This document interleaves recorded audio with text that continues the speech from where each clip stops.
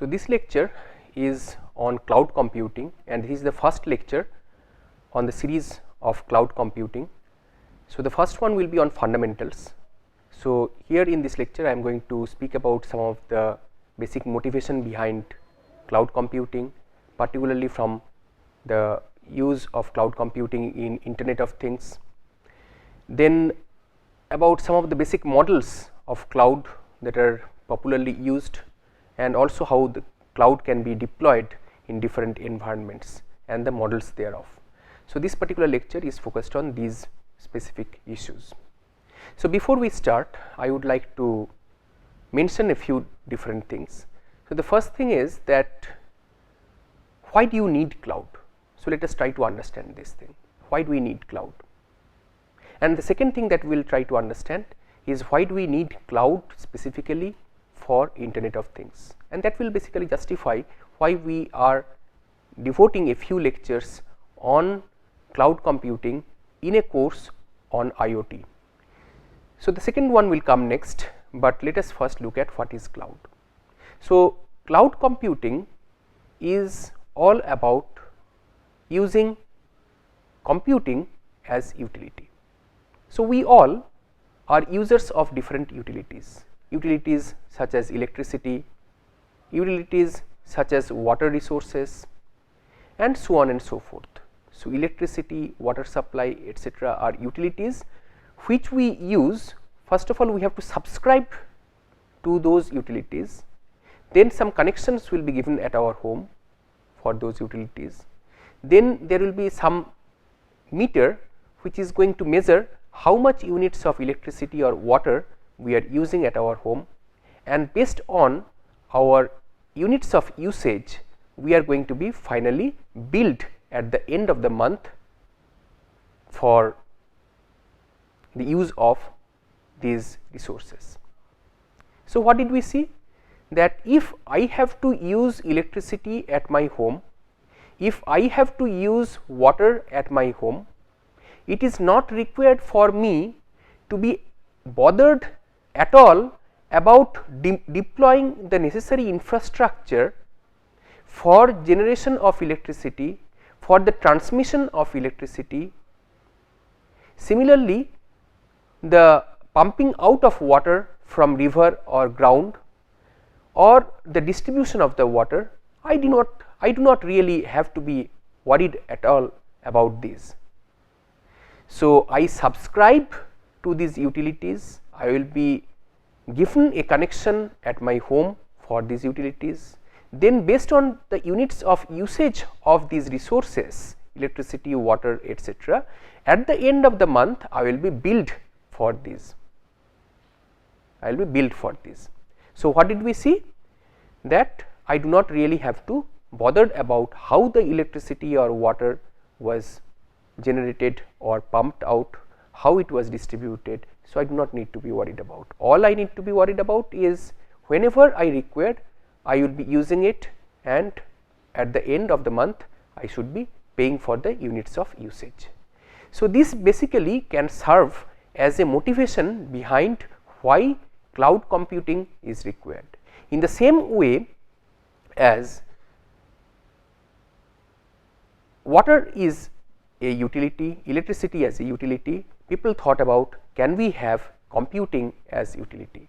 What does it mean, computing as utility? Computing means what? Computing means hardware resources like servers, workstations, which again include processors which can do certain computations, etc., memory, storage, and so on. So, these computational resources, hardware plus software resources plus development platforms. So, all these things offered as utility. Why do we need? Because that will have some business value, that will save some cost, and it also has certain advantages, and this is what we are going to learn in this particular lecture. So, first let us have a quick glance through how computing evolved over the years. So, you must have already heard about cluster computing, grid computing, At least these two you must have heard about. So, cluster computing is basically having some kind of computing nodes connected together in the form of a cluster. So, the cluster as a whole, which can be loosely or tightly connected, the cluster as a whole would be accomplishing some computational job, which will be executing some computational job. So, this is cluster computing. Grid computing is sort of like a wide area kind of heterogeneous computing platform, which will be performing large volumes of tasks or tasks which are large in size. Then we have the utility computing, where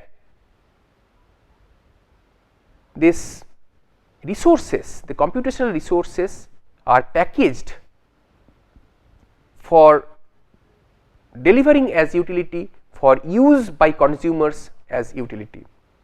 So, this is the whole premise of how utility computing evolved.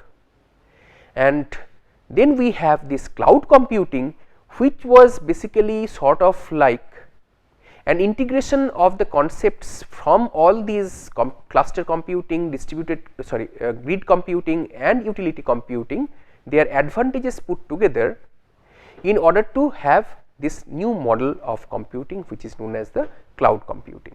So, in cloud computing we have shared pool of configurable computing resources, shared pool of resources, and whenever it is required, wherever it is required, dynamically these resources will be offered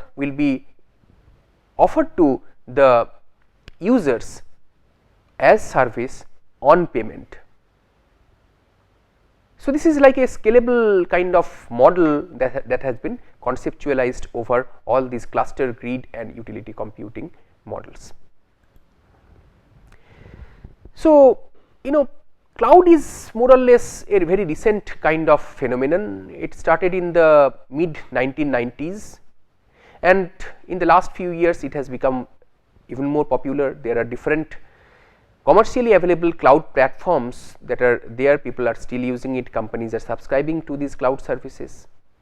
But going back in the 1950s, people were more concerned about time shared mainframe computers. In the 1960s, ARPANET and the like oriented network based services became popular. Virtual machines became popular in 1970s, 1990s. The internet was expanded, virtual private networks were formed, and in the late or mid 1990s onwards, cloud computing came into being. Popularity has been more in the last couple of years of cloud computing.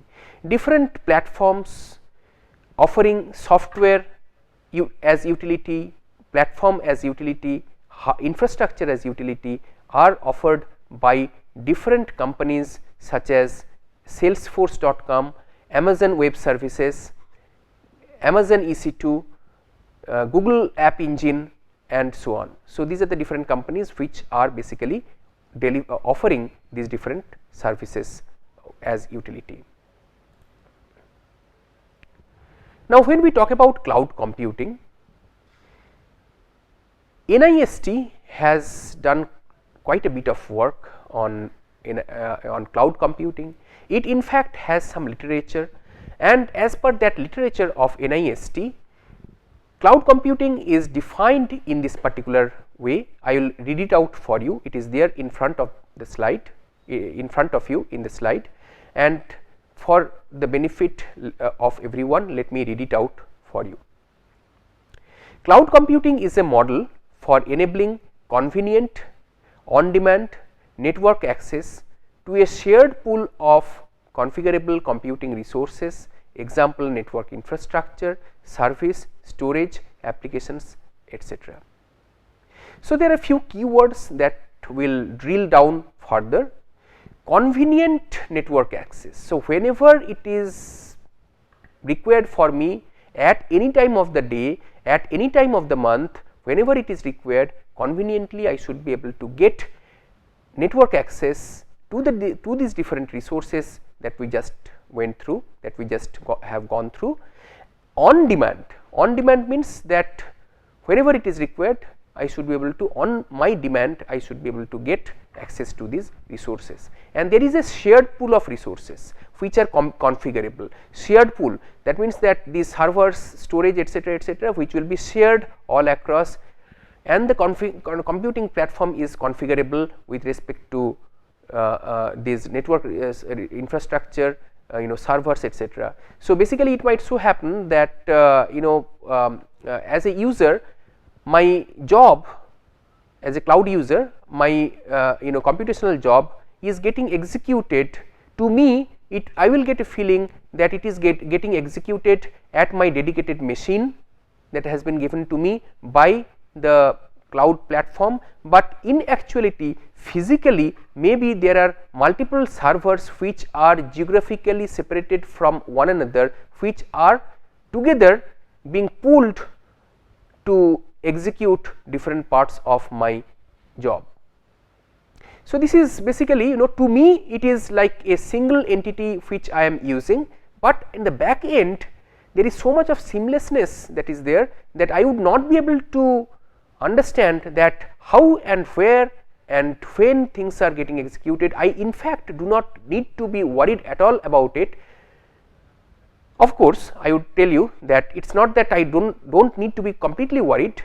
Cloud computing also has some privacy security concerns as well. So, we will for this course we are not going to understand what are these issues, but there are indeed certain issues, but we will consider that there is no such issue, and I do not really need to be worried about how, when and where my computation job that I have is getting executed, but to me I will get a feeling that I am paying for it and it is getting executed at my end. Actually it is not happening that way, it is because of virtualization that I am getting such a feeling. So, I will talk about it in more detail later on. So, cloud computing is sort of like a step ahead of utility computing. It provides abstraction or high level generalization of the computation and storage software platform, etc., and this kind of abstraction is made available to the end users for use on a pay per use basis. The resources are in a cloud platform rapidly allocatable, and they can be also released whenever these resources are no longer required, and these can be done with low management effort. So, there are some essential characteristics, something called the service models and the deployment models, which we are going to go through of cloud computing. So, what are these essential characteristics? Broad network access is one. So, this network access is offered in such a way that from anywhere and from anywhere in the world, geographically, even if I am distributed at different locations, my company has different, so I would still be able to get access to these cloud resources. So, these computational resources. Rapid elasticity means that as and when required, if I require more, I would be able to scale up and I should be able to get these computational resources. If I require less, I should be able to scale down. So, this dynamic scaling has to be made possible through cloud. Third is measured services, pay per use, so I would be paying for the units of utility, cloud utility, that means the computational utility that I am using. On demand self services, so whenever required I should be able to subscribe to and be able to get access to these services. Resource pooling means that if a particular server is not able to physically give these services as per requirement, then these services can be obtained from other servers, other physical computers by pulling resources from them. So, these are some of these essential characteristics of cloud computing, and there are different service models. The very popular software as a service, platform as a service, and infrastructure as a service. In short, these are popularly termed as SaaS, SaaS, PaaS and IaaS. And in terms of deployment, there are different models like the public cloud, private cloud, hybrid cloud and the community cloud. So, we will talk about each of these service models and deployment models later on. So, what are the business advantages? I told you that cloud has certain business advantages.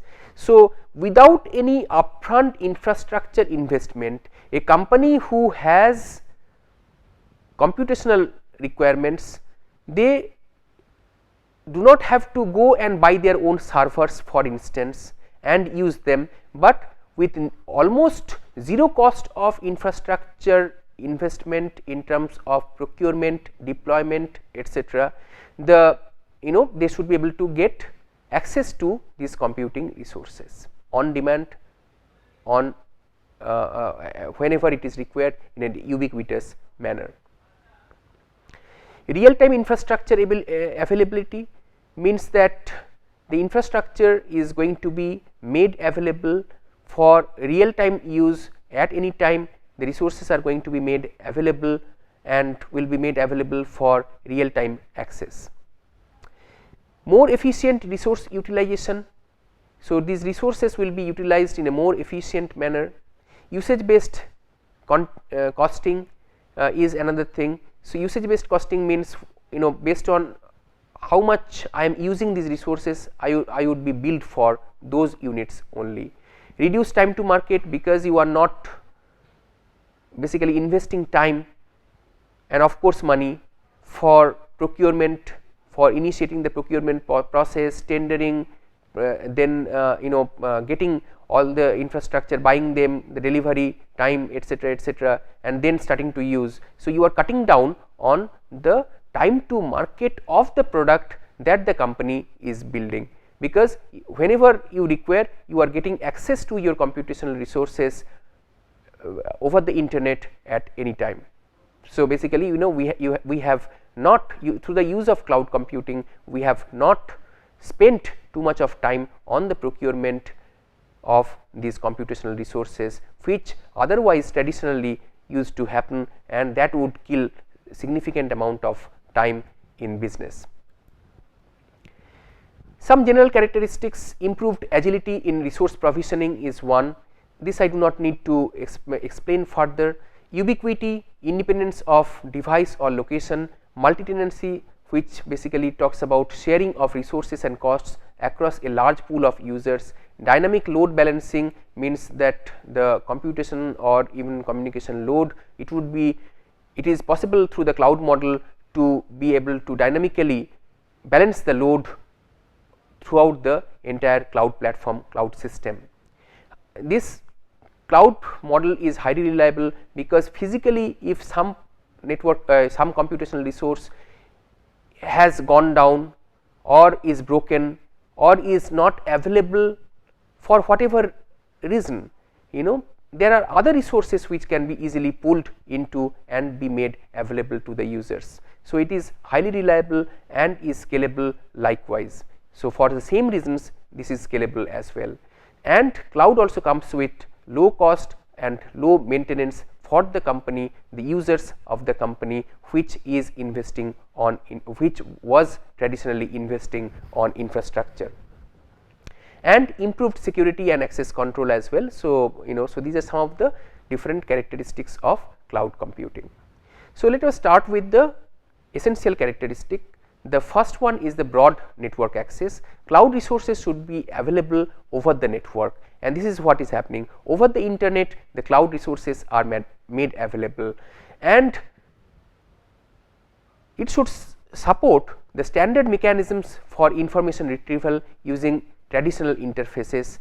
For example, different clients could be used, different types of clients, whether thick client, the thin clients, or mobile phones, laptops, etc. These all are supported in a cloud platform. So, basically what is going to happen, you can very easily use thin platforms, and it is like a bare basic terminal, which will be, you can simply have to buy those low cost cheap bare basic terminals, the thin clients, etc., and the computation, the resources are going to be made available to you through the cloud platform. You will simply need to have some network access, the broad network access in the form of internet or the like, and should be able to connect to the cloud in order to get access to those resources. Rapid elasticity. So, cloud resource allocation should be rapid, elastic and automatic. Dynamic allocation and release of facility for scaling in and scaling out of resources should be made possible. So, whenever additional resources are required, it should be able to the cloud should be able to scale out, that means increase the scalability of these resources, and whenever it is no longer required, scaling in should be made possible by the release of these resources. To the consumers feel that it is a highly elastic system. Seamlessly things are integrated in such a way that the consumers feel that they have access to infinite resources, and there is facility for adding or removing of quantity should be there in cloud. So, whatever if you need more quantity or if you need less quantity, the addition or the release of resources to reduce the number should also be made available, and this is the property of rapid elasticity. So, elastically we should be able to expand, elastically we should be able to reduce and release resources through the cloud model. It is a measured service. Resources and their uses would be recorded and monitored. So, the use of these resources should be recorded and monitored, and at the end of a particular time duration, maybe a month or so, the cloud service provider is going to send out a bill to the end user in order for them to be able to pay for it. So, this can also be done at the same time, you pay immediately and then get access to your resources immediately as well. So, there should be facility to dynamically control and optimize the resource usage, and this facility should be transparent between the service provider and the consumer. On demand self-service. Self-service means whenever required, the user should be able to get access to these resources through a self-service manner, and cloud should be able to provide the server time and network storage to users automatically on demand whenever it is required. Resource pooling means that it is sort of like a multi-tenancy model where there are multiple end users, and automatically as per the requirement the whole available resources would be made available or should be made automatically available and should be pooled from all these available sources. The resources should be allocated according to the user's demand. There are different components of cloud computing. From the user end, you have these clients and the end users who may use thin clients which are very popular in a cloud model, so which are low cost as well. They could be using the traditional thick clients as well, or the mobile devices as clients. Services, products, solutions, applications like web apps, software as a service, platforms such as web hosting platforms, application hosting platforms should be made available through the cloud computing. Storage, for instance, different databases, then data storage as a service are components of cloud computing, and infrastructure lastly, which is very important, should be virtualized and be made available in the form of infrastructure as a service model, and I am going to talk about that shortly. So, different service models include the software as a service, platform as a service and infrastructure as a service. These service models have been very popular since the last few years. I mean from the time cloud computing became very popular, these service models are core service models of cloud computing, but mind you that at present people are also talking about different other types of service. So, not just software, platform and infrastructure as a service, but also something like X as a service, where X could be anything. Some people are talking about hardware as a service, some people are talking about sensors as a service, like that database as a service, security as a service. People are talking about all different types of service models. made available through cloud. So, if you look at this particular figure, we have all these cloud models. So, we have these servers underneath, then infrastructure as a service, platform as a service, and application as a service. Clients are getting access to each of these different computational resources through different interfaces.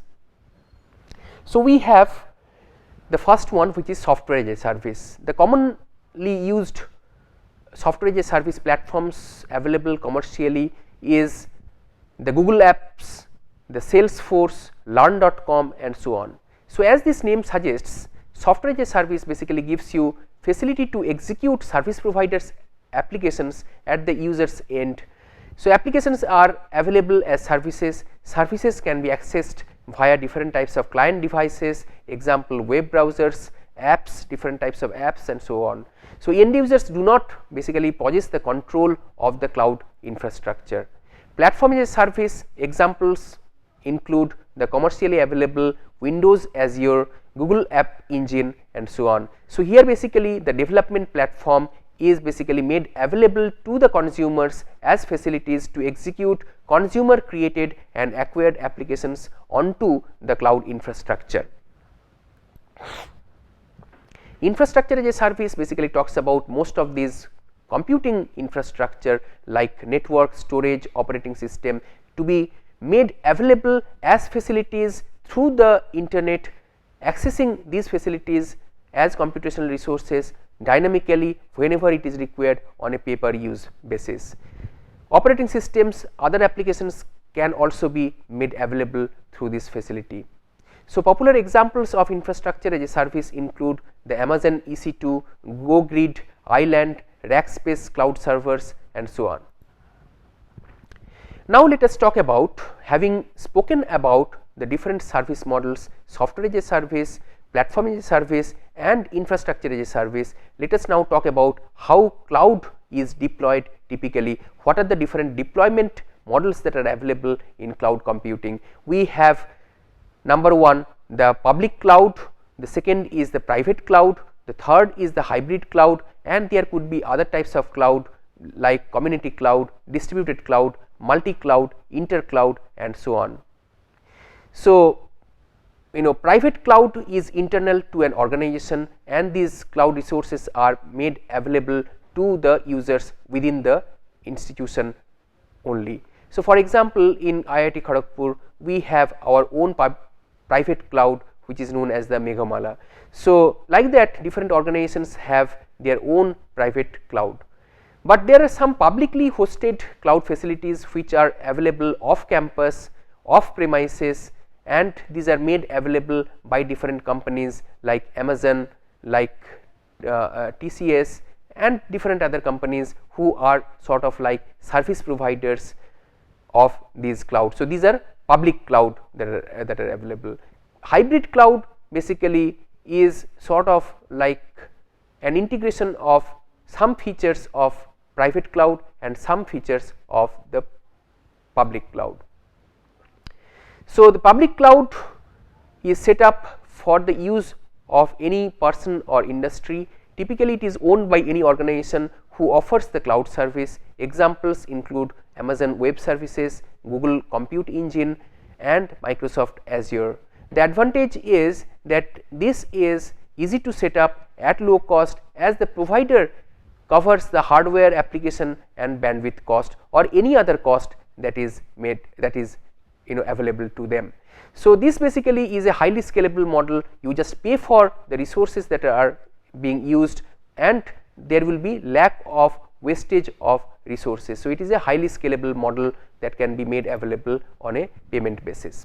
Private cloud is typically restricted to a single organization. The cloud functionalities are made available only within the organization. Typically, these are managed by the organization itself or a third party, and the advantages is that there is total control over the system and the data in such a private cloud being deployed. Of course, there is some initial investment in setting up the cloud, but once it is done, then this model is quite advantageous. It is low cost, and these resources can be made available to the users of the organization on their requirement basis. The disadvantage is that you have to be bothered too much about the regular maintenance. You need to have a group which will be regularly performing the maintenance tasks in a private cloud.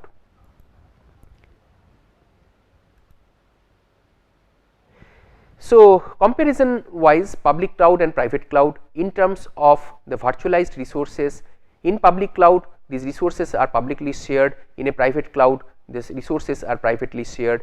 Customer type in a public cloud is basically multiple customers, and in a private cloud only a few customers who are typically limited or users of the organization, like the employees of the organization or the students of an organization are basically users of they serve as the customers of the private cloud. In terms of connectivity, public cloud is made available over the internet and private cloud over the internet as well as through the private network of the organization. In terms of security, public cloud security is much lower compared to the security issues in a private cloud. And there is a hybrid cloud, as I said before, which basically combines the facilities of two or more types of unique cloud types, for example, private, community or public cloud. The resources in this case are pooled together by standardized tools. Some resources can be pulled from a private infrastructure, some from the public infrastructure, and together this cloud model basically offers different services to their end users. Then we have this community cloud. Typically this is restricted to certain communities like medical community, hospital community, security community, compliance. So, only the users of that community would be able to get access to the services of such a cloud. So, this is known as the community cloud, and then we have the distributed cloud, which comes in different flavors, where there is collection of the scattered set of computing devices in different locations, however connected to a single network. And there are two types of distributed cloud, the public resource computing and the volunteer cloud. So, we are not going to go through it in the interest of time. MultiCloud, basically it is a heterogeneous architecture, single architecture combining multiple different cloud platforms together to increase the fault tolerance and flexibility of the system. Intercloud is basically cloud of clouds. So, you have multiple different clouds which are put together, unified through the internet, and these basically would interoperate between each other, between the different cloud service providers, and that giant cloud of cloud services is going to be made available to the users. So, these are the different models of cloud deployment. So, this comparison of this private, public and this community cloud are as follows. So, in this particular table, as you can see, that private cloud is on premise and offers dedicated access. The privately hosted cloud is off premise and has dedicated access as well, and the community cloud is on premise and offers shared access, and the public cloud is off premise, offers shared access. So, with this we come to an end of the lecture on the fundamentals of cloud computing. So, we have a series of 3 more lectures on this particular topic of cloud computing. We have already understood at the outset of this lecture about why cloud computing is being very popular in the Internet of Things community. Cloud is, I will talk about it later on as well, but cloud, you can understand that it is one of the most important enabling technologies or a core building block for Internet of Things development, because you have to deal with heterogeneous resources offering different types of data, collecting different type of data, which has to be processed quite fast without much infrastructure involvement. That means this infrastructure should be taken care of quite automatically. I do not have to really buy this infrastructure and waste time and money for it. I should be able to get access to these resources, and I should be able to enjoy the computing facility on a pay per use kind of model. So, this is all about cloud computing. In the next lecture, we will talk about some more details of cloud computing. Thank you.